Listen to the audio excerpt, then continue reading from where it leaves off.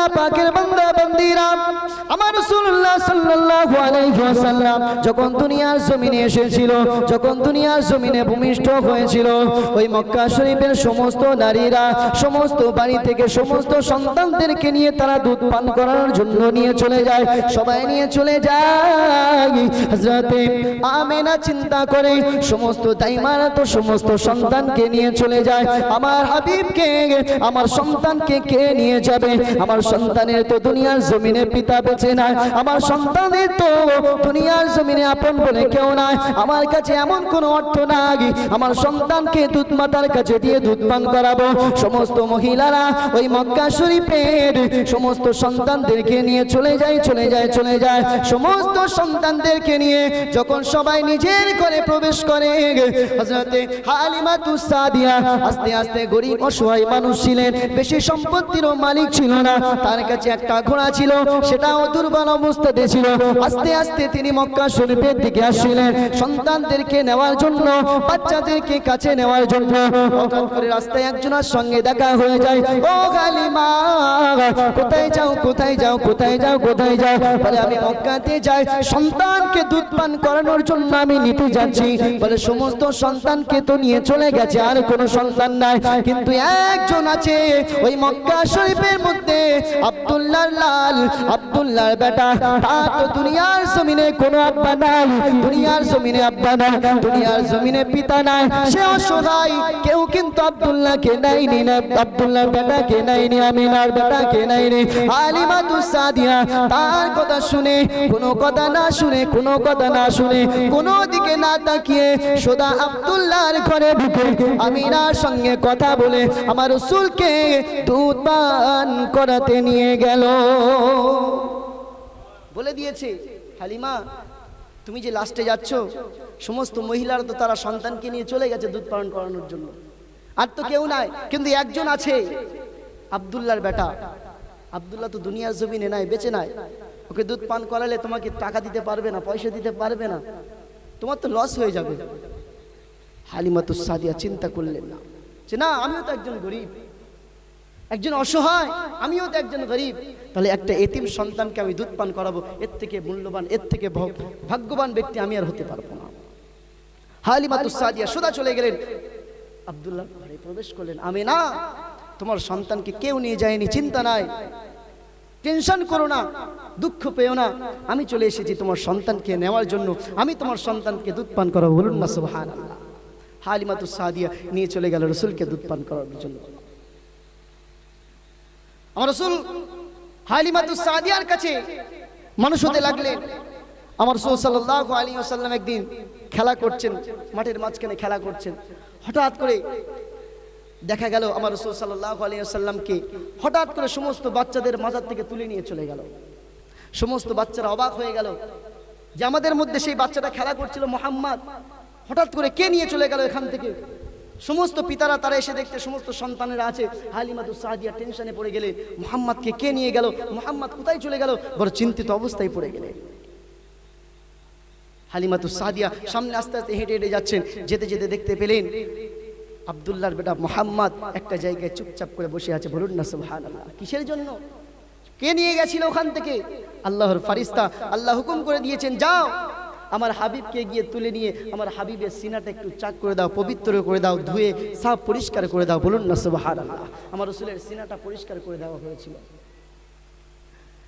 এরকম করতে করতে আমার রাসূলের বয়স যখন 40 বছরে, আমার রাসূলকে আল্লাহ পাক রব্বুল আলামিন নবুয়ত ঘোষণা করে দিলেন, হে নবী আজ থেকে তুমি এই জামানার শেষ পয়গম্বর, তোমার পরে আর কোনো নবী হবে না, আর তোমার পরে যদি কোনো নবী হতো তাহলে একমাত্র হযরত উমরে ফারুক ছাড়া দুনিয়ার কোনো আর মানুষ হতে পারত না। যদি আমার নবীর পরে কোনো একজন মানুষের অফার আসতো নবী হয়, একমাত্র হযরত উমরে ফারুক ছাড়া দুনিয়ার জমিনে আর কোনো মানুষের অনুমতি আসতো না। বাবা আমার রাসূল হলো শেষ জামানার পয়গম্বর, শেষ নবী পয়গম্বর। আমার রাসূলের আদর্শ সম্পর্ক শুনবো এবারে, আমার রাসূলের আদর্শ সম্পর্ক শুনবো এবার, আমাদের আদর্শের সঙ্গে মিলিয়ে দেখবো যে সেই রাসূলের উম্মত তো আমরা, সেই রাসূলের সঙ্গে আমাদের আদর্শ কতটা আছে, সেই রাসূলের সঙ্গে আমাদের ব্যবহারটা কেমন আছে, সেই রাসূলের মহব্বত আমাদের অন্তরে কতটা আছে, আমরা একটু জানবো। বাবা আমার রাসূলের আখলাক কেমন ছিল? বাবা কোনো সাহাবাই কেরাম আজমাইনরা আল্লাহ রাসূল সাল্লাল্লাহু আলাইহি ওয়াসাল্লাম একদিন মসজিদে বসে সাহাবাই কেরামদেরকে নিয়ে আলাপ আলোচনা করছেন, নসিহত করছেন। এমন সময় মসজিদে একজন বেঈমান বেদিন মসজিদের মধ্যে ঢুকে এক সাইডে গিয়ে পেশাব করা শুরু করে দিয়েছে বাবা। সমস্ত সাহাবাই কেরাম আজমাইনরা দেখে অবাক হয়ে গেলেন, রাগান্বিত হয়ে গেলেন। হযরত ওমর ফারুক রাদিয়াল্লাহু তাআলা রেগে মুখ লাল হয়ে গিয়েছে। হযরত ওমর ফারুক যখন রেগে যেতেন মাথার চুলগুলো খাড়া হয়ে যেত, তার মুখটা লাল হয়ে যেত। ওমর ফারুক বলছে, ইয়া রাসূলুল্লাহ, আপনি যদি একবার অনুমতি দেন ওই বেঈমান বেদিনকে গর্দানের এতে এক গর্দানে তার গলা থেকে ধরটা আলাদা করে দেব। ইয়া রাসূলুল্লাহ, আপনি একবার অনুমতি দেন। সাহাবায়ে কেরাম আজমাইনরা রাগে রাগান্বিত হয়ে গেলেন। আল্লাহ রাসূল বললেন, না, মাথা ঠান্ডা করো, রাগ করো না, রেগে যেও না। ওদের সঙ্গে নরম ভাষায় কথা বলতে হয়, আখলাক চরিত্র দিয়ে কথা বলতে হয় বাবা। আল্লাহ রাসূল সাল্লাল্লাহু আলাইহি ওয়াসাল্লাম বললেন, দাঁড়াও, ওনার প্রয়োজনটা মিটাতে দাও। প্রয়োজন মিটানো হয়ে গেল, তিনি বার হয়ে যাচ্ছে। আল্লাহ রাসূল ডাকলেন, বাবা এদিকে এসো। এত সুন্দর করে ডাকলেন, সেই বেঈমানের অন্তরটা একটু যেন ফুলে গিয়েছে যে মুহাম্মাদের মসজিদে ঢুকে, যে মুহাম্মাদের নামাজের ঘরে ঢুকে আমি এত বড় একটা জঘন্য কাজ করলাম, সেই মুহাম্মদ আমাকে এত সুন্দর ভাষায়, এত নরম ভাষায় আমাকে কাছে ডাকছে। যাই তাহলে কি বলে শুনে আসি, হয়তো নরম ভাষায় আমাকে কাছে ডেকে শাস্তিও দিতে পারে।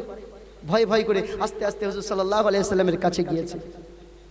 হুজুর সাল্লাল্লাহু আলাইহি ওয়াসাল্লাম বলছেন, বাবা তুমি যেখানে প্রবেশ করেছো, তুমি দেখছো আমরা এখানে বসে আছি বাবা, তুমি ঢুকে তোমার প্রয়োজন কাজ করেছো, তুমি পেশাব করেছো মসজিদে একটা সাইডে, মসজিদের ভিতরে, কিন্তু মসজিদের সাইডে কিন্তু তোমার প্রয়োজনের জিনিস ছিল, তুমি কিভাবে ইচ্ছা করে করেছো বাবা? কিন্তু সেই বেঈমান বেদিন আল্লাহ রাসূলকে রাগান্বিত করার জন্য ইচ্ছাকৃতভাবে মসজিদে প্রবেশ করেছিল, মসজিদে খারাপ একটা কাজ করেছে, পেশাব করে দিয়েছিল। আল্লাহ রাসূল সাল্লাল্লাহু আলাইহি ওয়াসাল্লাম বললেন, বাবা এবারের মতো তোমাকে ক্ষমা করে দিলাম, যাও, আর কিন্তু এরকম কাজ করবে না, তুমি যাও, চলে যাও। এমন একটা জঘন্য কাজ করার পরে আমার রাসূল তাকে আখলাক চরিত্র দেখে সুন্দরভাবে নরম ভাষায় কথা বলে সেই ব্যক্তিকে ক্ষমা করে ছেড়ে দিলেন। ছুটে চলে গেল বেঈমান বেদিনদের লিডারের কাছে, চলে গেল, বাবা আজকে আমার সঙ্গে যা দেখা হয়েছিল, আজকে আমি যার সঙ্গে কথা বলেছি, কার সঙ্গে কথা বলেছো তুমি? বলছে তার দিলটা নরম, তার মনে এত দয়া, তার আখলাক চরিত্র, তার ব্যবহার এত সুন্দর, আমি মুগ্ধ হয়ে গিয়েছি। কাফের বেঈমান মুশরিকা প্রশ্ন করলে, কার সঙ্গে দেখা করেছো তুমি? কেমন ব্যক্তি?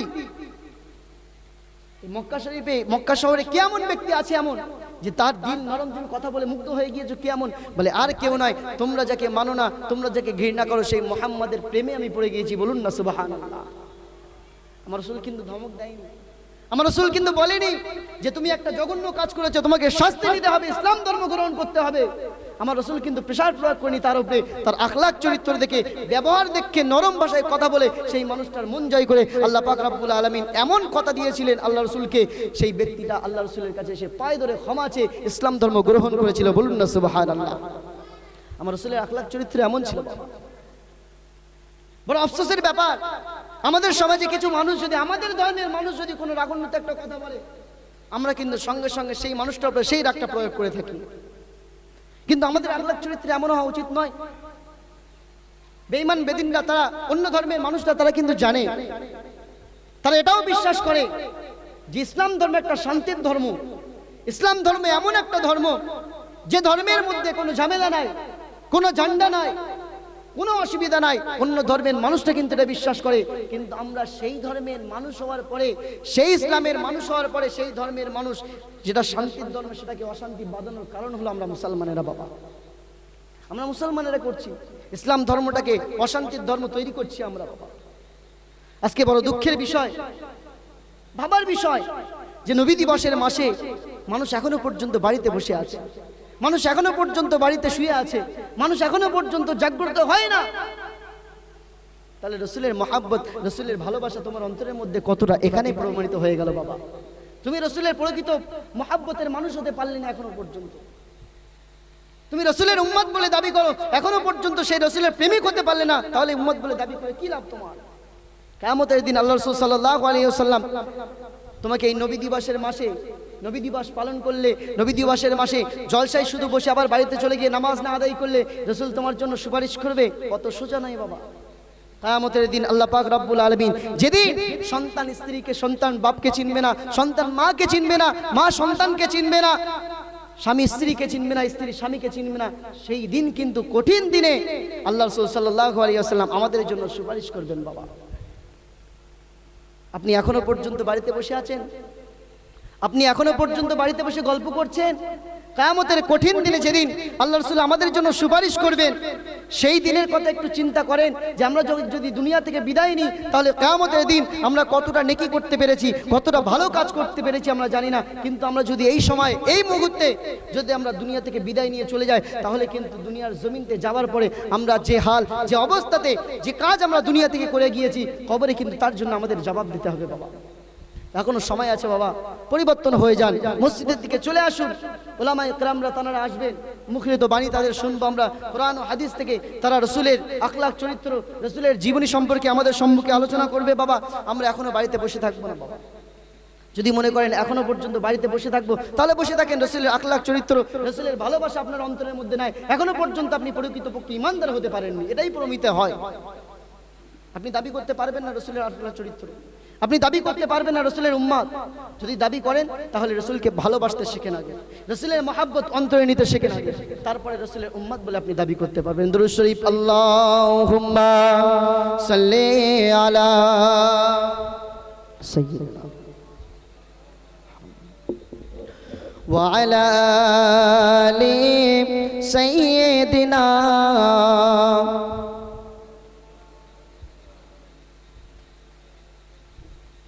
Allahumma salli ala Muhammad wa ala ali sayyidina maulana Muhammad। জন্ম আমার নবীর যুগে হলে কেমন হতো, জন্ম আমার নবীর যুগে হলে কেমন হতো, তু নয়নে রসূল পাক দেখিলে কেমন হতো, তু নয়নে রসূল পাক দেখিলে কেমন হতো, জন্ম আমার নবীর যুগে হলে কেমন হতো। আল্লাহুম্মা সাল্লি আলা সাইয়্যিদিনা মুহাম্মদ ওয়া আলা আলি সাইয়্যিদিনা মাওলানা মুহাম্মদ। আশিত বেশে হযরতে বিলালের মধুর আযান, যে আযানে ছিল এমন প্রেম মুগ্ধ রহমান। যারা বলুন না সুবহানাল্লাহ। আল্লাহ পাক রব্বুল আলামিন হযরত বিলালের কণ্ঠে এত সুর দিয়েছিল যে আল্লাহ রাসূল সাল্লাল্লাহু আলাইহি ওয়াসাল্লাম যখন মিম্বারে বসে থাকতেন আর বিলাল যখন আযান দিতেন আমার রাসূলের অন্তরটা ঠান্ডা হয়ে যেত। বলুন না সুবহানাল্লাহ। আশিত বেশে হযরতে বিলালের মধুর আযান, যে আযানে ছিল এমন প্রেম মুগ্ধ রহমান। দয়ার নবীর পিছে নামাজ পড়লে কেমন হতো, জোরে বলুন না সুবহানাল্লাহ। দয়ার নবীর পিছে নামাজ পড়লে কেমন হতো। আল্লাহুম্মা সাল্লি আলা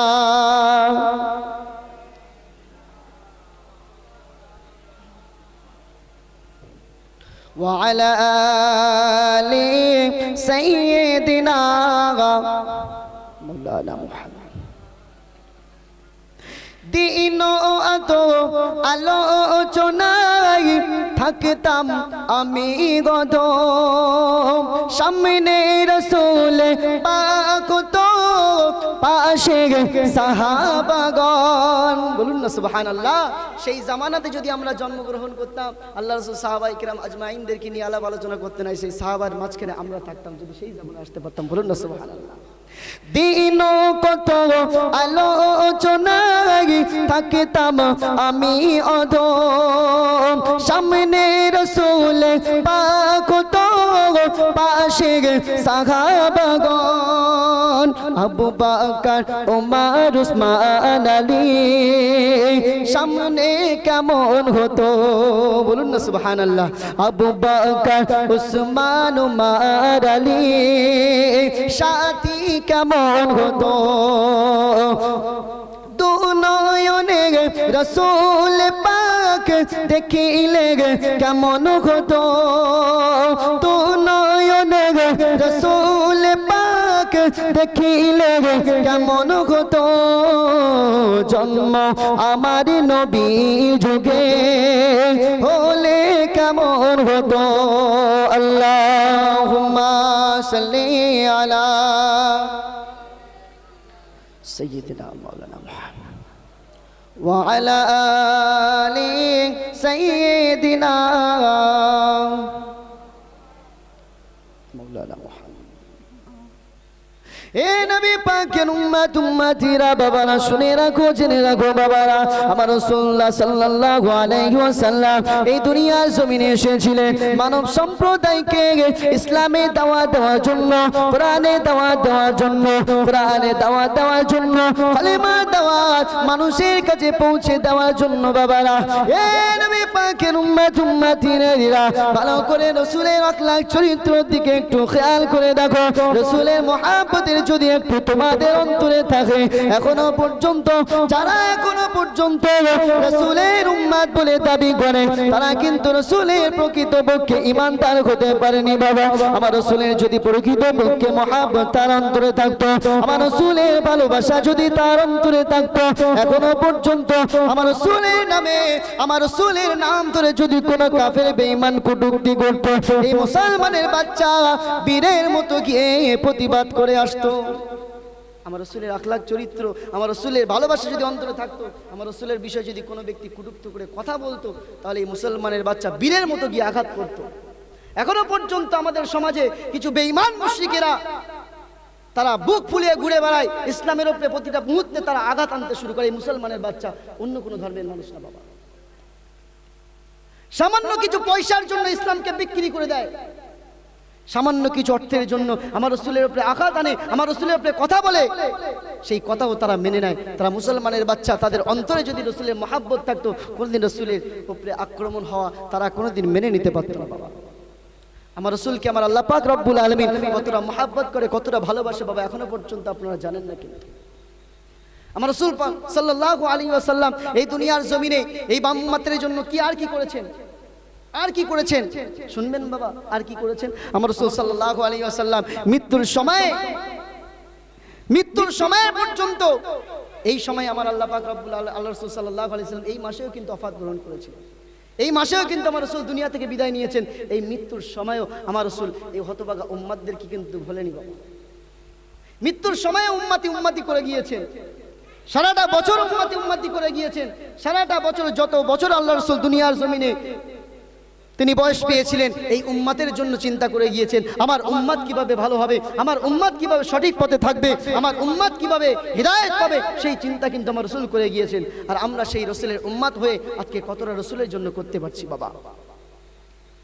সেই রাসূলের মহব্বত অর্জন কতটা আমরা করতে পেরেছি। শুধু নবী দিবস পালন করলে হবে না, নবী করে পাগল হলে হবে না। নবী করে পাগল হয়ে গেলাম, কিন্তু রবিউল আউয়াল মাস পার হয়ে গেল, আবার যেমন ছিলাম সেমন হয়ে গেলাম। আফসোসের ব্যাপার, এত সুন্দর মসজিদ, কয়েকজন মুসল্লি যারা প্রথম থেকে বসেছিল তারাই মসজিদে আসে। গ্রামে কিন্তু এখনো অনেক মানুষ আছে বাবা, এই মসজিদ প্রত্যেকটা মুহূর্তে, প্রত্যেকটা সময় এই গ্রামবাসীর উপরে অত্যাচার করে। আল্লাহর কাছে আল্লাহকে দোয়া করে, আল্লাহ এই মহল্লার মানুষ আমার উপরে অত্যাচার করে, এই মহল্লার মানুষ আমাকে কষ্ট দেয়, এরা অর্থ দিয়ে সম্পদ দিয়ে আমি মসজিদ আমাকে বানিয়েছে, কিন্তু আমার হক এরা আদায় করে না, আমার হক এরা নষ্ট করে দিচ্ছে। আল্লাহ এত সুন্দর মসজিদ আমাকে করার পরে তারা কিন্তু আরাম আয়েশে ঘুরে বেড়ায়, 5 ওয়াক্ত নামাজে কিন্তু তাদের কোনো খোঁজ পাওয়া যায় না।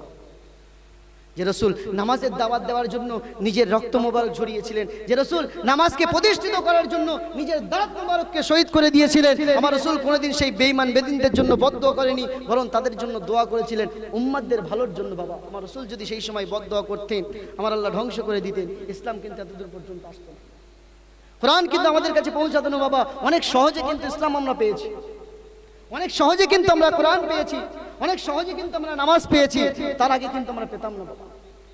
তার মূল্য কিন্তু আমাদের দিতে হবে, তার দায়ভার কিন্তু আল্লাহর কাছে আমাদের দায়ী হতে হবে। দুনিয়ার জমিনে আল্লাহ পাক রব্বুল আলামিন আমার এত বছর সম্পদ, এত বছর আয়ু দিয়েছেন, এত বছর আমাকে বাঁচিয়ে রেখেছেন। এই দুনিয়ার জমিনে কোনো মানুষ 100 বছর বাঁচছে, কোনো মানুষ 60 বছর বাঁচছে, কোনো মানুষ আবার 10 দিন বাঁচছে। 10 দিনের মধ্যে দুনিয়া থেকে বিদায় নিচ্ছে। মায়ের গর্ভে এসে একদিন দুনিয়ার জমিনে ভূমিষ্ঠ হয়েছে, একটা দিন তার আয়ু আল্লাহ পাক রব্বুল আলামিন তুলে নিচ্ছেন তাকে। দুনিয়ার জমিনে কোনো মানুষ সম্পদ অর্জন করেছে, লাখো লাখ টাকা অর্জন করেছে আরাম আয়েশ উপভোগ করার জন্য। যেদিনকে সেই ব্যক্তি বড় একটা বিজনেস করেছে, যেদিনকে উদ্বোধন করেছে, আল্লাহ পাক রব্বুল আলামিন সেদিনকে তার দুনিয়া থেকে তুলে নিতে পারে বাবা। শোনেননি সাদ্দাতের বিষয়ে? আপনারা শোনেননি? সাদ্দাত আল্লাহ পাক রব্বুল আলামিনের উপরে কি করেছিল? জান্নাত বানিয়েছিল দুনিয়ার জমিনে। সে বলেছিল জান্নাত কেমন আমাকে বলতে হবে, জান্নাত কেমন আমাকে বলো। তার ক্ষমতার জোরে জান্নাত আকৃতি কেমন, জান্নাতটা কেমন সে জানিয়ে নিয়েছিল। সে দুনিয়ার জমিনে অর্থ দিয়ে, সম্পদ দিয়ে জান্নাত বানিয়েছে। এমন সময় একদিন সে জান্নাতে প্রবেশ করবে, ঘোড়ায় করে সে জান্নাতে প্রবেশ করছে। আল্লাহ রাসূল আল্লাহ পাক রব্বুল আলামিন আজরাইলকে বলছে, আজরাইল যাও, চলে যাও। আজরাইল ওই সময় আল্লাহর কাছে আরজি করেছিল, আল্লাহ এত সুন্দর জান্নাত বানিয়েছে, নিজের হাতে বানিয়েছে, আল্লাহ একটা বার অন্তত তোকে ঢোকার সুযোগ দাও আল্লাহ, একটা বার। আল্লাহ বলছেন, হে আমার ফেরেশতা, আমি আল্লাহ যেটা জানি সেটা কিন্তু তুমি জানো না, আমি যেটা হুকুম করেছি সেটাই তুমি পালন করবে। আল্লাহ পাক রব্বুল আলামিন হুকুম করেছিল সমস্ত দুজন ফেরেশতাকে, যাও দুনিয়া থেকে মাটি নিয়ে এসো, আদম সৃষ্টি করব। কিন্তু আজরাইল ফেরেশতাকে যখন হুকুম করেছিল, আজরাইল কিন্তু দুনিয়ার জমিনে এসে জমিনের কোনো কান্নাও শোনেনি, জমিনের কোনো কথা শোনেনি। আল্লাহর হুকুম পালন করার জন্য এক কথায় জমিন থেকে মাটি নিয়ে চলে গিয়েছিল। কিন্তু ওই আজরাইল আবার সাদ্দাতের জান কবজ করার সময় আল্লাহর কাছে কিন্তু কেঁদেছিলেন, আল্লাহ একটাবার সুযোগ দেন, এত সুন্দর করে জান্নাত বানিয়েছে, একটা বার সুযোগ দেন, একটা পা জান্নাতের মধ্যে, একটা পা বাইরে। ওই সময় আল্লাহ পাকের হুকুম হয়ে গেল, সাদ্দাতের জানটা কবজ করে নাও। আল্লাহর হুকুম কখন হয়ে যাবে বাবা আমরা কেউ জানি না। এত বড় বাদশা, এত বড় অর্থের মালিক আল্লাহ পাক রব্বুল আলামিন দুনিয়া থেকে তাকে এমন করে বিদায় করেছেন, আর আমি আপনি তো কিছুই না। নমরুদকে আল্লাহ পাক রব্বুল আলামিন সামান্য একটা ঘোড়া মশা দিয়ে দুনিয়া থেকে বিদায় করেছিলেন। তার ক্ষমতার কিন্তু অল্প সময় ছিল না, তার ক্ষমতা কিন্তু অল্প ছিল না, তার ক্ষমতা কিন্তু অনেক ছিল। সম্পদ যেমন ছিল, ক্ষমতাও তেমন ছিল। আল্লাহ পাক রব্বুল আলামিন সামান্য একটা ঘোড়া মশার দ্বারাই তাকে দুনিয়া থেকে বিদায় করেছেন। আর আমি আপনি কিছুই না বাবা। কোন সময় কি অবস্থাতে কেমন ভাবে আমাদের মৃত্যু এসে যাবে আমরা কিন্তু জানবো না। ফেরাউনের কথা কিন্তু আমরা ভুলে যাই, যে ফেরাউন এই দুনিয়ার জমিনে খোদা বলে দাবি করেছিল। একদিন ইবলিস শয়তান ফেরাউনের কাছে এসেছে, বলছে, ফেরাউন আমাকে চিনতে পেরেছো? বলছে, হ্যাঁ তোমাকে চিনতে পারবো না। শয়তান তো শয়তানকে চিনবে নাকি বাবা? শয়তান তো শয়তানকে চিনবে। আমাকে চিনতে পেরেছো? বলে, হ্যাঁ চিনতে পেরেছি। বলে, কে বলো তো? বলে, তুমি ইবলিস, তোমাকে আবার চিনবো না? বলছে, হ্যাঁ আমাকে তুমি চিনতে পেরেছো, কিন্তু আমার কাছে একটা প্রশ্ন আছে তোমার জন্য। বলছে, কি? বলছি, আমি এতটা ক্ষমতা অর্জন করেছি, আমি এতটা আল্লাহর ইবাদত করেছিলাম যে কোনো ফেরেশতা পর্যন্ত আজ পর্যন্ত কোনো নবী পর্যন্ত করতে পারেনি। ইবলিস যে ইবাদত করেছিল, কিন্তু আল্লাহ পাক রব্বুল আলামিন আমাকে এই দুনিয়া থেকে বিতাড়িত করেছে। আল্লাহর কাছে আমরা সব কিছু আমি দাবি করেছি, কিন্তু একটা জিনিস আমি সাহস পাইনি দাবি করা। বলে, কি সেটা? বলছে, এই যে তুমি খোদা দাবি করেছো, এই জিনিসটা কিন্তু আমি ক্ষমতাই পাইনি। ফেরাউনও কিন্তু জানতো খোদা বলে একজন আছে, আল্লাহ বলে একজন আছে, তারপরও দাবি করেছিল সম্পদের লোভে, সম্পদের লোভে, ক্ষমতার লোভে, যে আমি যদি খোদা দাবি করি সকলে আমাকে খোদা বলে মানবে, এই দুনিয়ার জমিনে আমার একটা ক্ষমতা থাকবে, জোর থাকবে। আল্লাহ পাক রব্বুল আলামিন ওই ফেরাউনকেও কিন্তু ওই নীল নদের পানিতে চুবিয়ে মেরে দিয়েছিল, যার কোনো অর্থের সম্পদের অভাব ছিল না। আমি তো আপনি সামান্য একজন মানুষ বাবা। ফেরাউন যখন নীল নদীর পানিতে ভেসে যায়, নদীর পানি উপরে আছে, আল্লাহর কাছে আরজি করে, আল্লাহ একটা ঘন্টা, একটা মিনিট আমাকে সময় দাও, আল্লাহ একবার শুধু তওবা করব, একটা সেকেন্ড আমাকে সময় দাও, শুধু তওবা করব আল্লাহ। আল্লাহ বলেছিল, দুনিয়ার জমিনে তুমি মানুষের উপরে অত্যাচার করেছো, দুনিয়ার জমিনে অনেক সময় পেয়েছো, আমি তোমাকে সুযোগ দিয়েছিলাম, ফেরাউন সাবধান হয়ে যাও। তুমি গভীর রাত্রে আমার কাছে দোয়া করতে, আল্লাহ আমার কাছে আমার বান্দারা এসে, নাউজুবিল্লাহ, আমার কাছে আমার বান্দারা এসে পানি দিতে বলছে, পানি চাইছে, আমি কি করবো আল্লাহ? তুমি তো মালিক, তুমি তো স্রষ্টা, আমি জানি আল্লাহ, আল্লাহ তুমি ছাড়া কেউ কিছু করতে পারবে না, আল্লাহ আমার বান্দাদের জন্য তুমি একটু পানি দাও। আল্লাহ বলছেন, যা ছেড়ে দিলাম, যতদূর যাস যা, আমি ছেড়ে দিলাম আল্লাহ, আমি দড়ি ছেড়ে দিলাম, আমি যখন আল্লাহ টান দেব সেই মুহূর্তে তুমি যেখানে থাকো সেখান থেকে চলে আসতে হবে। আল্লাহ বললেন, দুনিয়ার জমিনে তোমার অনেক সময় দিয়েছি, তুমি যখন আমার কাছে দোয়া করতে কাঁদতে, আমি আল্লাহ বলতাম, ফেরাউন সাবধান হয়ে যাও, দিয়ে দেবো তোমার ক্ষমতা। যাও তোমার ক্ষমতা নিয়ে চলে যাও, কিন্তু সাবধান হয়ে যাও, সময় কিন্তু ঘনিয়ে আসছে, তুমি কিন্তু সেই সময় শোনোনি, এখন মৃত্যুর সময়। আমি এটা ঘোষণা করে দিচ্ছি, বান্দা দুনিয়ার জমিনে যাবে, যাওয়ার পরে তোমার যখন মৃত্যুর সময় এসে যাবে, আজরাইল কিন্তু একটা সেকেন্ডের জন্য তোমার জন্য ওয়েট করবে না। আজরাইলকে যে মুহূর্তে অনুমতি দেব, সেই মুহূর্তে কিন্তু তোমার জানটা কবজ করে আমার কাছে নিয়ে চলে আসবে। আগাম সাবধান হয়ে যাও। বড় দুঃখের বিষয়, এটা ভাবার বিষয় একটা, আমাদের মতো সাহসী, আমাদের মতো চতুরবাজ আর দুনিয়াতে কেউ হতে পারে না মানুষের মতো। কেন জানেন? উদাহরণস্বরূপ একটা কথা বলি, কোন জিনিস যদি আমাদের কাছ থেকে ক্ষতি হওয়ার সম্ভাবনা থাকে, আমাদের কিন্তু ভয় থাকে এই জিনিসটা ক্ষতি হয়ে যেতে পারে, এই জিনিসটা শেষ হয়ে যেতে পারে। এই জিনিসটা যদি শেষ হয়ে যায়, ক্ষয় হয়ে যায়, আমি কিন্তু আর পাবো না। আল্লাহ পাক রব্বুল আলামিন আমাদের ঘোষণা দিয়েছেন, বান্দা দুনিয়ার জমিনে যাচ্ছ, যাবার একটা সিরিয়াল আছে, যাচ্ছ ঠিক সময়ে, যাচ্ছ নির্দিষ্ট সময়ে, কিন্তু আমি আল্লাহ আমার কাছে যখন ডাক দেব তোমাকে, তোমার কিন্তু কোনো নির্দিষ্ট সময় থাকবে না, নির্দিষ্ট সময় বেঁধে দেওয়া হবে না যে 100 বছর পরে বাঁচবে, কি 100 বছর 10 বছর বাঁচবে, কি 10 দিন বাঁচবে, কি 20 দিন বাঁচবে, কি 25 বছর বাঁচবে, কি 30 বছর বাঁচবে, এরকম কোনো নির্ধারিত সময় নেই। যে মুহূর্তে যে অবস্থাতে তুমি থাকবে, আমি আল্লাহ ডাক দিলে আমার দরবারে তোমাকে চলে আসতে হবে। বান্দা তুমি সাবধান হয়ে যাও। এখনো পর্যন্ত আল্লাহ পাক রব্বুল আলামিন আমাদেরকে সাবধান করার জন্য বারবার আমাদেরকে চতুর দিচ্ছে, বান্দা সাবধান হয়ে যাও, সাবধান হয়ে যাও। দেখেননি আল্লাহ পাক রব্বুল আল্লাহ রাসূল তো বলেছেন, যখন বান্দা আল্লাহ থেকে দূরে সরে যাবে, আল্লাহ থেকে দূরে সরে যাবে, আল্লাহকে ভুলে যাবে, আল্লাহর মহাব্বত, আল্লাহর হুকুম থেকে বঞ্চিত হয়ে যাবে, আল্লাহ পাক রব্বুল আলামিন এই মুসলমানকে, এই বান্দাকে জালিম সরকার দিয়ে মারবে। আল্লাহ রাসূল কত বছর আগে বলে গিয়েছেন, কত বছর আগে আমার রাসূল বলে গিয়েছেন, সেই কথা মিলে যায়নি বাবা? মেলে না? পদে পদে মিলে যাচ্ছে, কিন্তু মুসলমান এখনো পর্যন্ত ঘুমিয়ে আছে। মুসলমানের পৈতৃক সম্পত্তি তারা আদায় করে নিচ্ছে। মসজিদ একদিন এসে বলে, মসজিদ তোমরা ছেড়ে দাও, ক্ষমতা থাকবে না আপনার কিছু করার, কিছুই করতে পারবেন না, আপনার কাছে সম্পত্তি থাকবে, টাকা থাকবে, কিন্তু ক্ষমতা থাকবে না বাবা। ইমানি পাওয়ার, বড় পাওয়ার বাবা। হযরত ওমর ফারুক রাদিয়াল্লাহু তাআলা আনহু জামানায় যুদ্ধ ঘোষণা হয়েছে। হযরত ওমর ফারুক রাদিয়াল্লাহু তাআলা আনহু 5 জন, মোট 5 জন ব্যক্তি নিয়ে হাজারো হাজারো বেঈমানদের সঙ্গে যুদ্ধ করতে গিয়েছে। সাহাবায়ে কেরাম আজমাইনরা বলছে, হযরত ওমর, আমরা তো 5 জন ব্যক্তি, আর কাফের বেদিনরা তো লাখো লাখো দাঁড়িয়ে আছে, ওরা যদি আমাদের উপরে একবার হেঁটে যায়, আমরা পিছে শেষ হয়ে যাব, এদের সঙ্গে কিভাবে যুদ্ধ করব? ওমর ফারুক বলেছিল, চিন্তা করো না, আল্লাহর উপরে ভরসা রাখো, আল্লাহর উপরে তাওয়াক্কুল রাখো, আল্লাহর উপরে যদি তুমি ভরসা রাখো, এই যুদ্ধে আমরা জয়ী হতে পারবো। যখন আল্লাহর উপরে ভরসা রেখেছে, আল্লাহর উপরে ভরসা রাখার পরে কাফের বেঈমানরা যখন হযরত ওমর ফারুকের দিকে তেড়ে আসে, সেই জামানায় সেই জায়গায় একটা গেট ছিল বড়, সেই গেটটা ইমানের এত জজবা, ইমানের এত পাওয়ার, সেই গেটটা অন্তত পক্ষে 1100,000 মানে কেজি ভারী। সেই গেটটা সেই বেঈমানের দিকে ছুঁড়ে মেরেছিল, বেঈমান হতভম্ব হয়ে ভয়তে পালিয়ে গিয়েছিল। বলুন না সুবহানাল্লাহ। এটা হলো ইমানি পাওয়ার। হযরত ওমর ফারুক বুঝতে পারিনি, অবাক হয়ে গেলেন, এত একটা ভারী গেট আমি কিভাবে জাগালাম? এটা কিন্তু আল্লাহর ফারিস্তাদের মদদ, আল্লাহর মদদে আল্লাহ রাসূল সাল্লাল্লাহু আলাইহি ওয়াসাল্লামের সাহাবায়ে কেরাম, সাহাবাকে শক্তিতে, সেই ইমানি পাওয়ারে, ইমানি জজবায়, সেই শক্তিটা আল্লাহ পাক রব্বুল আলামিন তার উপরে প্রয়োগ করে দিয়েছিলেন একমাত্র ইসলামের জন্য বাবা। ইমানি পাওয়ার থাকতে হবে আমাদের, ইমানের উপরে আমাদের টিকে থাকতে হবে, ইমানের উপরে আমাদের বিশ্বাস রাখতে হবে। যদি আমরা ইমানের উপরে বিশ্বাস রাখতে পারি, ইমানের উপরে টিকে থাকতে পারি, তাহলে কিন্তু আমরা সাকসেসফুল। এটা নয় যে হুজুর আসলো শুধু টান দিয়ে জলসা করে চলে গেল, কি বললো কিছু বুঝতে পারলাম না, এটা নয়। টানটা সামাজিক এসে গিয়েছে, এখন আবার টান না দিলে মানুষ বলে জলসাই হচ্ছে না। টান দেওয়া বক্তা না হলে বলে ভালো না বক্তা। কিন্তু এখানে যদি এমনও কিছু আলেম আছে, এমনও কিছু ওলামা আছে, যাদেরকে এখানে বসিয়ে দিয়ে 5 ঘন্টা ওদেরকে বলবেন, 5 ঘন্টা আপনার মুখ থেকে, জবান থেকে কোরআন হাদিস ছাড়া কোনো কথা শুনতে চাই না আমরা, ওই আলেম এখানে বসে 5 ঘন্টা কোরআন ও হাদিস দিয়ে বয়ান করবে, কোনো টান নয়। আমি কসম দিয়ে বলছি, যদি আপনাদের মন চায় যে এখান থেকে আমি একটু উঠে বাইরে যাব, এরকম মন কিন্তু আপনাদের চাইবে না। কেন বলেন তো? সেই আলেমটা শুধু কোরআন ও হাদিস বলছে, রাসূলের আখলাক চরিত্র তুলে ধরছে, কোরআন থেকে আল্লাহ কি বলেছে, হাদিস থেকে রাসূল কি বলেছে, সেই কথা বলছে।